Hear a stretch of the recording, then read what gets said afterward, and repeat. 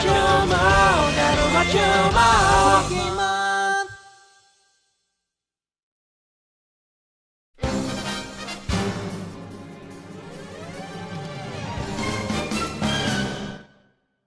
What up, Randies, and welcome to the wonderful world of Pokémon, where every video will be Pokémon related.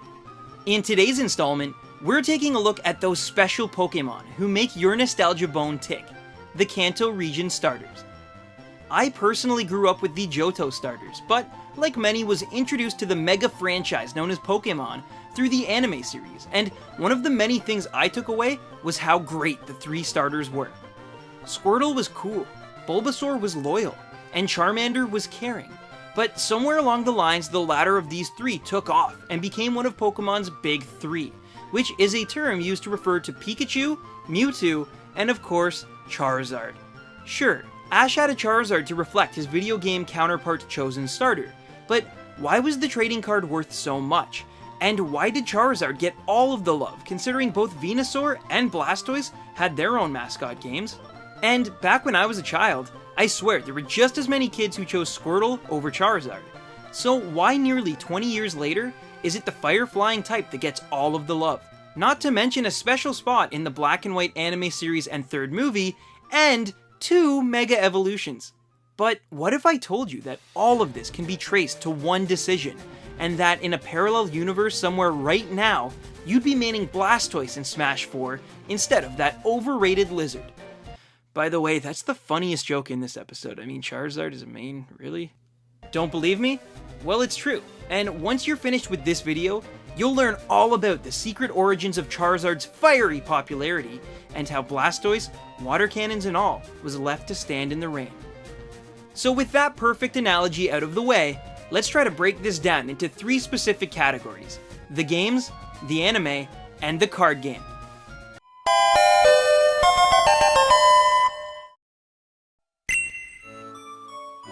In 1996, Game Freak changed the RPG genre forever by offering not one, but 2 revolutionary games called Pocket Monster Red and Pocket Monster Green for the original Game Boy. Each game had its own unique set of Pokémon that would need to be traded in order to catch them all. Eventually, these games were localized for Western audiences, but instead of Green version, we got Pokémon Red and Pokémon Blue, which featured updated sprites and bug fixes based on Japanese Blue version.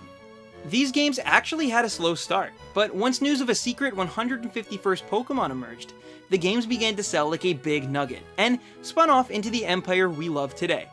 And this leads us to Red vs. Blue, and Charizard's popularity in general. You would likely assume that due to the anime and the card game, that this propelled the version with Charizard on the box ahead of the one with Blastoise, but you'd be dead wrong. In fact, Blue version outsold its partner in Red by almost 200,000 copies by the end of its lengthy run. So Charizard's popularity has nothing to do with being a cover mascot. And as we all know, the story in the original Pokemon games is predominantly up to the individual player, so Charizard has no specific impact on those games. With all of this evidence, we can be certain that in North America, there is fundamentally no way that Charizard's reign had anything to do with the video games. So let's delve into our next section, the card game, where it's a bit of a different story.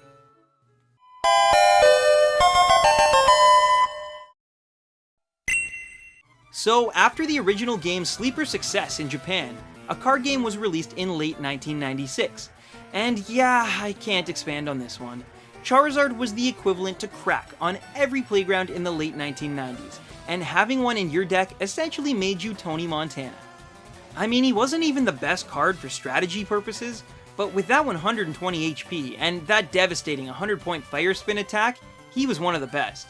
And barring Chansey, could virtually take down any card in one hit. But more important than Charizard's stats was the card's rarity. It seemed impossible to find one in a pack, no matter how many you opened. Don't get me wrong, Blastoise and Venusaur had great cards as well, and once again in terms of playstyles, a well-utilized Venusaur or Blastoise could beat someone with the Charizard. But to put it bluntly, Charizard was the most sought-after card in the game, and it stayed that way for many years. But could a card game that quickly died out really be responsible for such a wide margin in popularity?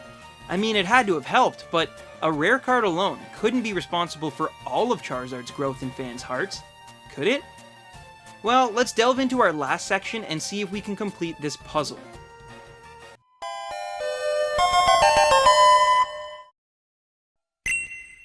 So, I briefly mentioned the anime in the opening, but to get a little more extensive, Ash used 5 main Pokémon throughout his earliest adventure.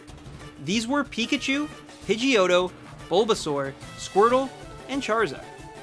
Each Pokémon had its own role on the team, with Pikachu being the main attacker, Pidgeotto being used as surveillance or transportation, Bulbasaur using his vines to help the team out of sticky situations, Squirtle being used to surf or putting out Team Rocket's fires, and finally, Charizard. Well, Charizard was just sort of an a-hole. His role within the anime was to teach potential trainers about the obedience system and how powerful Pokémon would not obey players without enough experience. But eventually, despite this, Charizard grew into both Ash's most powerful Pokémon as well as his means of transportation as the two grew closer. This effectively allowed Charizard to fit 3 key roles on the team and made him stand out as Ash's all-around best Pokémon. He was funny, powerful, and useful, and as each episode passed, he only got closer to Ash, and to us kids watching at home. So yeah, it would appear that although he started as just another random Pokémon, by the end of the first anime series, he was easily Ash's most versatile, and this, coupled with the rare trading card, is likely a big reason for why he's so popular today. So, I hope you enjoyed today's video, and wait, that can't be it. I clearly missed something, and I promised Blastoise a comeback, so let's look at that timeline again. The games are released in Japan in February 1996. Then, sometime that fall, the card game came out, and Charizard became the Holy Grail. Not too long after that, in early 1997, the anime debuted, and a few months after that, Charizard was written to be Ash's most appealing Pokémon, which paved the way for his universal popularity. And that makes sense. The popularity of the card likely had an effect on his expanded role in the anime, but still, why Charizard? We already established that blue version outsold red, so why wouldn't they make Blastoise the rarer card, and therefore lead to Squirtle's evolving instead of Charmander? Think about it, unlike Venusaur, Blastoise could have fulfilled all of the pivotal roles that Charizard eventually took over throughout the anime's run. He could have surfed for travel, which would have been even more practical, especially during the Orange Islands arc. He would have been Ash's most powerful Pokémon, he could have been just as big a pain in the butt, and overall it would have made more sense based on the North American sales data. So why didn't Blastoise become a member of the Big Three instead of Charizard? Why wasn't it Blastoise who got 2 Megas and saved the day in Pokémon 3? How could this weird anomaly happen? And did Blastoise get ripped off? Well, it's actually simple, and you guys are gonna love this. Blastoise should have been the popular one, not Charizard, but it all came down to one bad decision on Game Freak's part.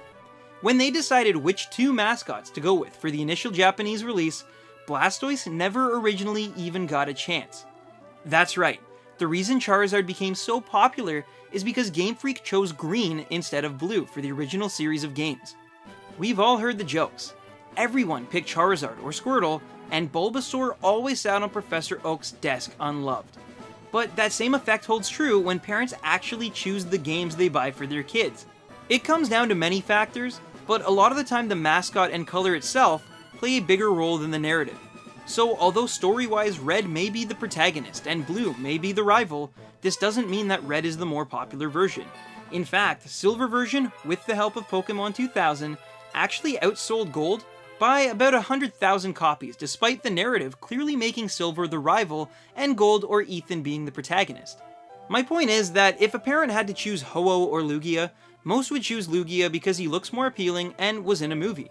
If you had to choose Blastoise or Charizard for a young boy in the 1990s, a parent likely would have picked Blastoise, or the blue color more associated with the concept of being male.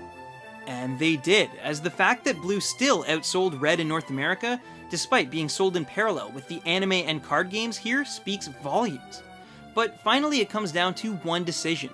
Imagine between the months of February and September of 1996 Japan, you hear that this brand new Pokémon game is sweeping the nation, each week gaining momentum. So with no anime or card game in place yet, you just pick the mascot that you think will appeal to your son, the overall primary demographic for this series of games. Do you choose the fire-breathing dragon, a very powerful looking creature? Or do you choose the blue frog dinosaur with a pink flower on its back? Now, I have no proof on which version sold more units, as Nintendo never disclosed the specific data per game in its homeland, but I'd wager that clueless Japanese mothers and fathers at that time went into stores and they picked red over green enough that just became the definitive selling Pokemon game. And so when the property blew up and a card game and anime series was announced, the studios and marketing teams likely asked Game Freak which Pokemon they felt had the most potential as a mascot, based on the two versions released so far. And with only data on Charizard and Venusaur to draw from, they bypassed Blastoise entirely, and paved the way for Charizard to overtake his Poké peers and become the most popular starter ever. And all because they went with red and green instead of red and blue. Now, without that crucial sales data on the individual versions, I can't 100% verify this speculation. But so long as that data is exactly how I assume, then this hypothesis is sound, and effectively proves once and for all that Blastoise should have been the face of Pokemon Charizard is today. But one simple marketing decision messed it all up for the true Kanto starter.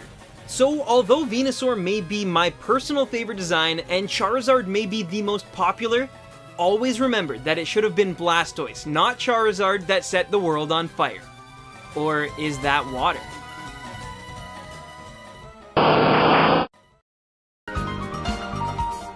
Hey, thanks for watching the third video of Pokemon, then make sure you share it if you got any enjoyment out of it at all.